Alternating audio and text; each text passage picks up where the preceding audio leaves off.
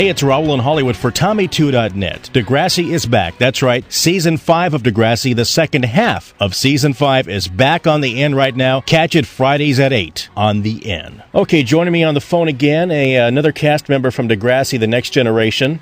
Hello. And it's Stacey Farber. Hi, guys. Whoever's listening.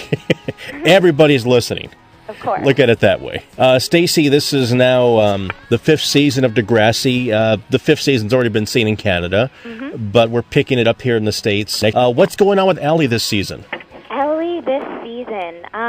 This season was actually a lot of fun for me to shoot because Ellie sort of got in touch with her romantic side, and she sort of became a little more girly, which was, I think, a nice change. I mean, some fans don't really like it because they like the old Ellie, but I think it just adds another layer to a great character. There's no doubt about that, because I kind of, I do like the new Ellie, no doubt about that. But the new Ellie, there's something mysterious to her with, the goth girl kind of thing and everything about that. I like that anyway, but it's the inside, the heart of Ellie that really I liked so much, because Ellie's a very caring character, but she really was kind of, had her own clique. Yeah, well, that's the whole essence of the character, I think. This whole time, through every season, she's really just wanted to be loved. She's been looking for love, and that continues this season definitely with, she wants to pursue a romantic relationship, but the whole season is about who is she going to go with. It's kind of a mystery. It's like, who's going to be the lucky guy? Definitely. And what's so fun about your character, I will always look forward to what you would be wearing. Yes. Because it was just so different from everybody else in the school. Mm-hmm. And I just kind of thought that was kind of neat, because the lipstick and everything was just so... It was so different. And the thing about it was, in school, I knew girls like Ellie. Who were... I think everyone does. Oh, absolutely. And I think that's what makes the show so popular, is because somebody can relate to at least one character out of that cast. Yes. No matter who it is. And I also think that people can relate to Ellie specifically because she sort of represents, the outsider or the different girl at school. And I think everybody in the whole world thinks that they're the different one that doesn't fit in. So I think people can connect with her easily. The mall tours are just, insane from what I understand.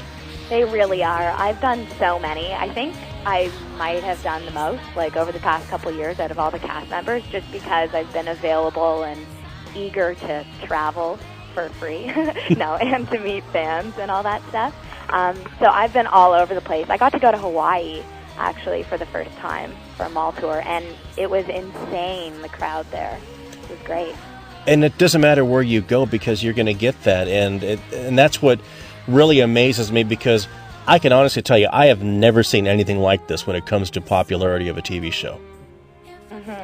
And I've been around the industry my whole life. I did my first acting job when I was 4.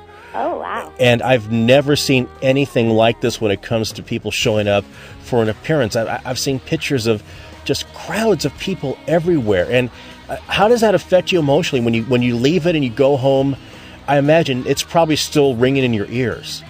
It is, but I sort of like the low-key life that I can live in Toronto, because the response to the show, I'm sure you've read and heard from the other girls, in Canada, it's sort of like a different response because the show's Canadian, so I think that appeals to Americans, but not so much to Canadians. So when I'm in Toronto, I can take the subway, I can walk down the street, and no one will approach me, or they'll know who I am, but they won't say anything. Mm-hmm. Whereas when I'm in New York, I was there visiting my uncle, and we were on the subway, and girls were screaming my name. So I can't imagine living in a place where that happens every day. And I love that in Toronto I can just do my own thing and be myself without any crazy attention. I think they're also very skeptical and maybe not jaded, but the way that they look at it, it's just I don't think you're cool because you're on TV, whereas other people might. But I don't know. I like it. I think it's a good thing. The impact of this show is what was really fascinates me the most, because it's people of all ages who love Degrassi. And that must be so rewarding for you guys when you have early morning calls and you get on the set. It's like, oh, we got to go through this again. But deep inside, you got to realize you're making so many people happy. Yeah, and it's also nice that the show has like good morals and values, and it's not like everyone's going crazy over a show that's teaching them to do bad things. So I think it's great that like kids are learning lessons and learning to be open-minded about other people's issues. That's one of the things that I love most about the show and the response to the show. I'm glad that it's ours and not some horrible TV show. Right, and it kind of shows where people of all different races and colors can all get along perfectly. Mm-hmm. And that's one thing that, to me, is really unique about the show, that there's characters of every diversity within the cast. Yeah. And everybody, there are some problems here and there, but in the end, it's a school, and everybody, we have to work together. Yes. And but it's certainly not utopia. No, far from it. But it's in some ways it's a good example of what life could be like, I suppose. It's a fantasy world, but it's also a taste of reality, because you may know someone like that in real life and you don't get along with them, but you watch an episode and you kind of realize, well, maybe I can get along with that person, and because you can maybe appreciate that. Exactly.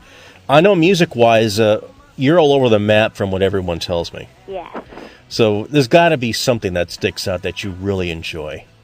Well, recently, I guess, I'd say I've been listening to Ben Folds, and I downloaded all of Teddy Geiger's songs, but like way before his single was on the radio. I tend to do that. Like, I'll buy a CD or I'll download some music, and I'll find a song that's really great before anyone else does, and in my head I've discovered the artist, which sort of makes me want to go into music producing or something like that. But yeah, so Teddy Geiger was my latest discovery, although I won't take credit for his talent. That's Stacey Farber, who plays Ellie Nash on Degrassi: The Next Generation. Be sure to catch Degrassi Fridays at 8. The brand new episodes, the second half of Season 5 of Degrassi, is on the N. Catch it there. And of course, in Canada, catch it on CTV. And of course, the N is the exclusive home of Degrassi, the old school Degrassi. Degrassi Junior High, Degrassi High. Catch it also on the N. And of course, also now on DVD. Seasons 1, 2, and 3 of Degrassi are now on DVD. Be sure to pick them up. And of course, the complete Degrassi Junior High is also on DVD.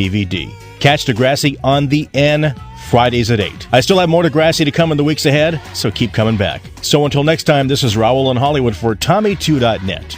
Peace.